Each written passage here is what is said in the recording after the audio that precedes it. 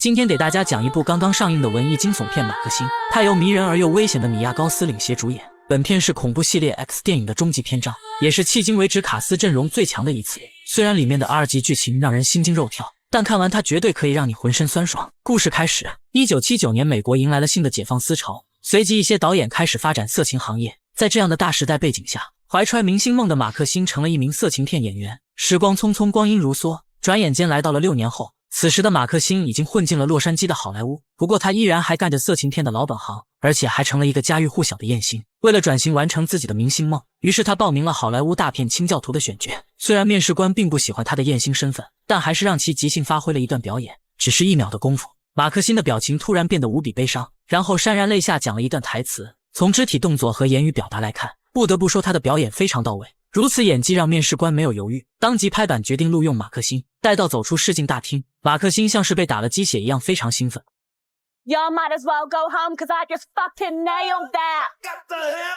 在这个年代，一旦踏入好莱坞的核心圈子，那么身价的上升就会如同坐了火箭。然而马克星怎么也没想到，自己的一举一动早已被人牢牢监控。当天晚上，马克星给自己的经纪人打了一个电话，并告诉他已经通过了面试。经纪人听后十分欣慰，当即承诺以后会大力辅助他的成长。随后马克星惯例来到红灯区赚取外快，他一直都在用这种方式养活自己。而每当我看到这么精彩的剧情时，必须得用好的设备观看。最近我发现转转上的二手电视和投影都还挺划算的，像我刚买的55寸小米电视只要900多，比新机便宜了1000块。他们家二手手机的性价比也很高，像 iPhone 13这种经典爆款，只要2600就能拿下，真心推荐。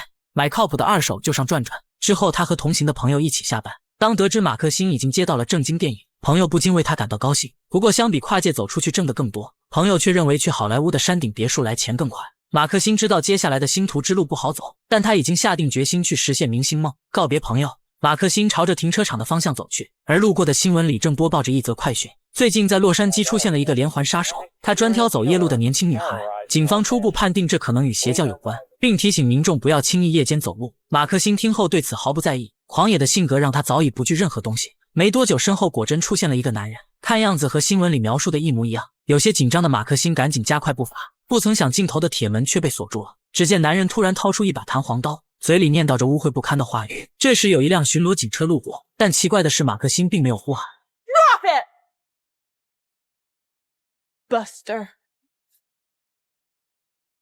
面对黑漆漆的枪口，男人只好求饶。显然他并不是新闻里所说的杀手，至少在气势上完全是两个概念。马克星让对方脱掉所有衣物，然后跪在地上吮吸他的手枪。平时的马克星很痛恨做这样的动作，但在此刻他却有种说不出的快感。随后男人又被命令趴在地上，马克星要对他做最后的惩罚。 I crushed her fucking head。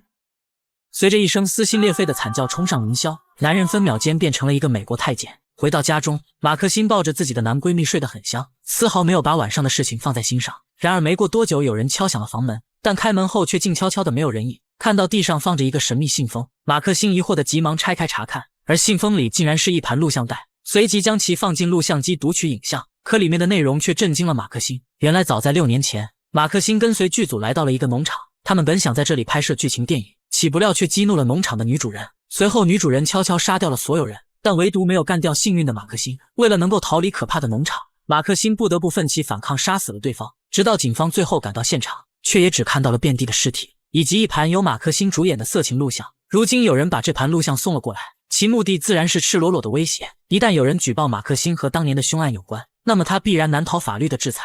这时男闺蜜醒了过来，马克星慌忙装出什么事都没发生，他不想让任何人知道自己的秘密，特别是现在自己正要转型的时候。同一时刻，在外面停着的一辆轿车里，一个神秘的黑衣人正死死地盯着前方。次日清晨，第一天报道的马克星被叫到了道具室，剧组要用石膏给他制作一个模具，因为身体被涂抹后要冷却10分钟，于是道具师有事先离开了房间。本来这种塑形的过程并没有什么，但却让马克星有了一种窒息的感觉，甚至还想起了当年农场发生的惨案。不知不觉中，曾经的恐惧涌上心头，直接吓得马克星摔在了地上。所幸道具师正巧回来，这才将他从噩梦中拉回了现实。待到塑形的任务完成，工作人员递上了剧本和拍摄时间，临走时还不忘来一句我喜欢你的作品。马克星对此习以为常，也从未觉得脸上尴尬。谁让自己是一名家喻户晓的艳星呢？而当马克星发动车子准备离开时，却看到挡风玻璃上塞了一张纸条，上面罗列了6年前被害的所有人，但唯独只有马克星逃离了农场。意识到有人正在监视自己，马克辛当即拨通了纸上预留的号码，电话的另一头是一个嚣张的男人，他威胁马克辛，如果不想有牢狱之灾，那么必须在1小时后和他见面。依据对方提供的地址，马克辛很快来到了一所高档酒店。一见面，男人便对马克辛侃侃而谈，言语里尽是一些污秽和讽刺。马克辛懒得回应他的无聊，开门见山询问对方想要干什么。男人自称是一名受雇于人的私家侦探，表示知道马克辛曾参与了当年的大屠杀，如果想要将此事永远深埋，那么接下来的他必须服从命令。说完便递上了一张邀请函，目的地是好莱坞山顶别墅的一个派对。马克辛听后不想任他摆布，对方则威胁如果不听指挥，那么雇主就会阻止他的星途大道。郁闷地回到家中，马克辛被2名探员堵住了去路，他们声称昨晚的连环杀手又作案了，而死者正是马克辛的2个女同事，因此他们过来是想询问一些线索。本就厌烦的马克辛根本没有心情，他甩下一句无可奉告便回了公寓。现在的马克辛只想搞清楚幕后的人是谁，如果处理不好，不仅会面临牢狱之灾，而且还会影响他接下来的演艺生涯。随即来到经纪人所在的办公楼，马克辛如实交代了当年的情况。经纪人听完丝毫不慌，他安慰马克辛正常去剧组上班，至于出现的潜在威胁，他会找人摆平。吃了定心丸的马克辛再次回到剧组，而这里却多了一些安保巡逻。原来当地的保守派在反对清教徒拍摄，他们认为导演是在宣扬恶魔的力量。随即一个名叫伊丽莎白的女人走过来，她是清教徒的主要导演，也是选定马克辛出演的关键人物。在巡游剧组的拍摄场地时，伊丽莎白讲了一段令人振奋的心灵鸡汤，最后又提醒马克辛一定要把握好机会。谈话间，2人来到了恐怖片《惊魂记》的拍摄地，这里有一栋无数大片使用过的小木屋，可在马克辛看来却有些似曾相识。小木屋的样子特别像当年的农场，恍惚间还看到了农场的女主人。直到伊丽莎白过来喊他，马克辛这才方梦初醒，缓过神来。离开剧组回家的途中，马克辛发现有人正在跟踪自己，而此人正是之前碰过面的那名侦探。此时的马克辛已经有恃无恐，他下车将钥匙紧紧握在手心，然后大踏步地走了上去。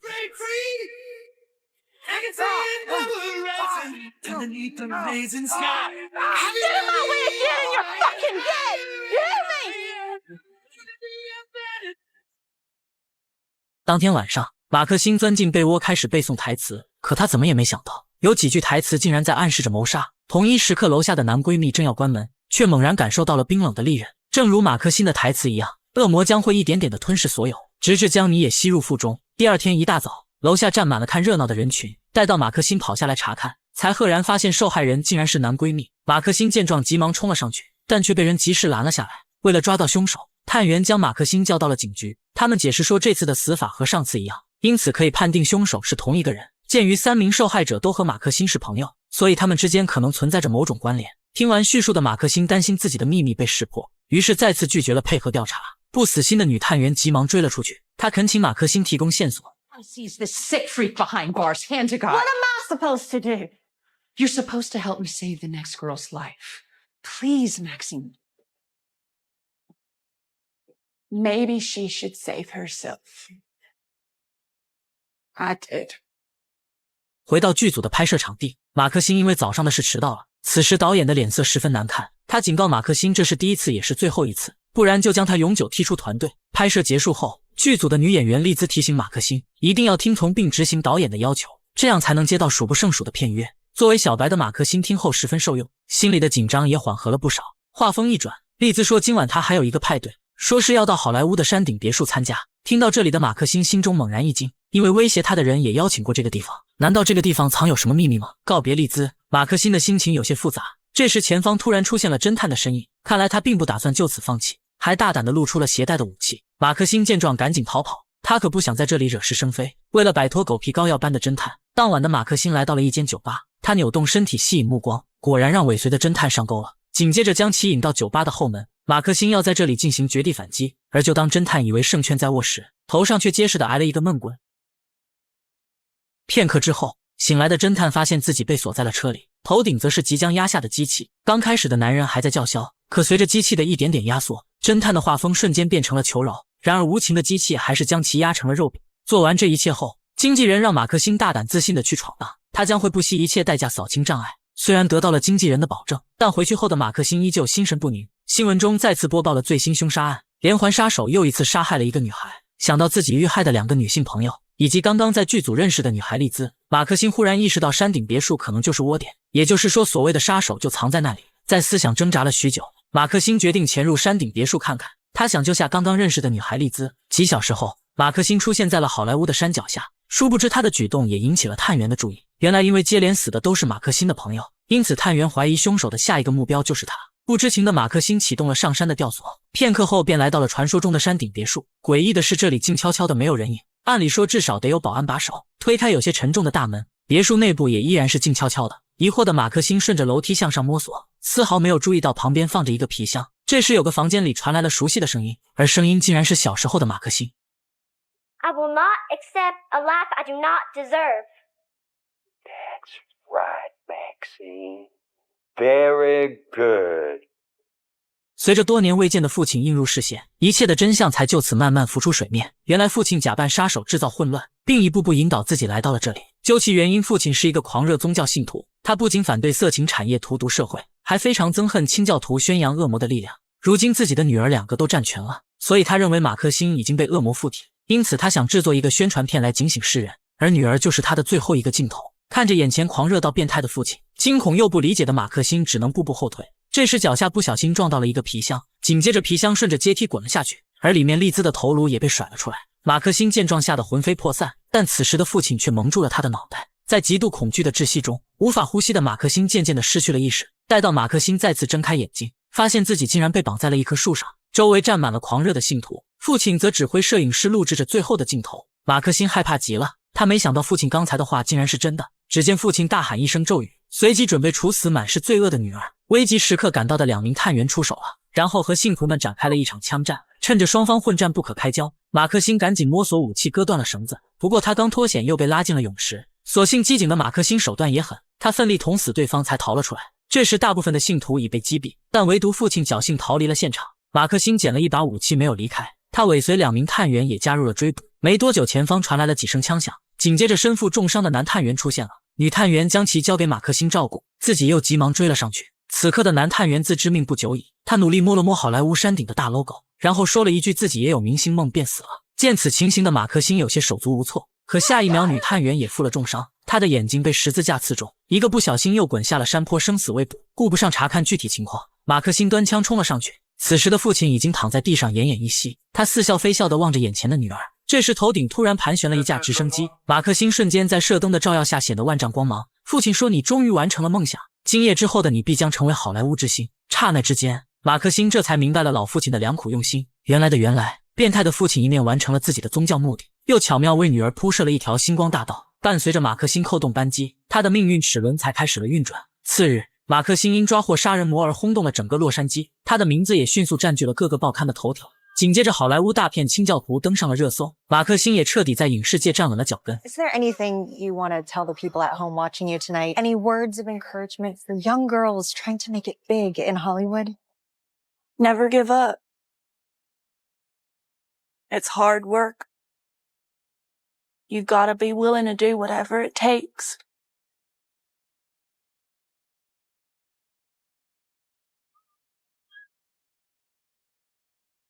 There's a phrase my daddy always used.